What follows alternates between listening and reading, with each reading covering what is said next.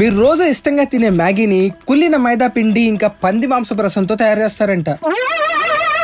ఏంటి బాబన్నా? అది తింటే ఈ లిస్ట్ లో ఉన్న రోగాలు మీకు వస్తాయని చెప్తున్న ఈ పోస్ట్ వెనక ఎంత నిజం ఉందో ఇప్పుడు చూద్దాం. ఈ క్లెయిమ్ ని వెరిఫై చేయడానికి నెస్లే భారత్ లో అమ్మే మ్యాగీ ప్యాకెట్ పైన రాసి ఉన్న ఇంగ్రీడియంట్స్ లిస్ట్ చూస్తే అందులో మ్యాగీని శుద్ధి చేసిన గోధుమ పిండి, పామ్ ఆయిల్, అయోడైజ్డ్ ఉప్పు తదితర పదార్థాలు ఉపయోగించి తయారు చేస్తారని ఉంది. అలాగే మ్యాగీ మసాలా తయారు చేసే పదార్థాల్లో కూడా పోస్ట్ లో చెప్తున్నట్లు కుళ్ళిన మైదా లేదా పంది మాంసం రసం వాడుతున్నట్లు మెన్షన్ చేసి లేదు. నెస్లే భారతదేశంలో వెజిటబుల్ మ్యాగీ నూడిల్స్ తో పాటు చికెన్ నూడిల్స్ ను కూడా విక్రయిస్తుంది. ఇందులో కూడా ఎక్కడా పంది మాంసంతో చేసిన పదార్థాలు ఉన్నట్లు పేర్కొనలేదు. Food safety and standards authority of India FSSAI నిబంధనల ప్రకారం ఒకవేళ మ్యాగీ నూడిల్స్ లో పంది మాంసంతో తయారు చేసిన పదార్థాలను ఉపయోగిస్తే నెస్లే సంస్థ మ్యాగీ నూడిల్స్ ప్యాకేజింగ్ పై ఆ విషయాన్ని తప్పనిసరిగా పేర్కొనాలి. మ్యాగీలో ఉపయోగించే పదార్థాలన్నీ సురక్షితమైనవని FSSAI ఆమోదించింది. కాబట్టి వైరల్ పోస్ట్ లో చేస్తున్న క్లెయిమ్ తప్పుదో పట్టించేలాగా ఉంది. అయితే ఇక్కడ విషయం మీకు చెప్పాలి, మ్యాగీ నూడిల్స్ లో వాడే పదార్థాలు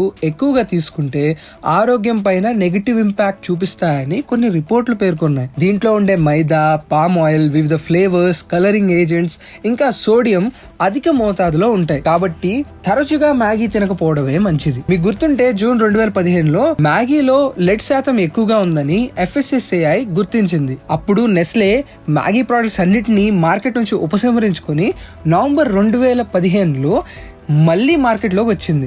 రీఎంట్రీ తర్వాత చేసిన టెస్ట్ అన్నిటిలో మ్యాగీ సేఫ్ అని తేలిందని 2019లో FSSAI CEO పవన్ అగర్వాల్ చెప్పారు. ఇలాంటి కట్టుకథల పైన మీ ఒపీనియన్స్ ని కామెంట్ సెక్షన్ లో ఇప్పుడే మాతో షేర్ చేయండి.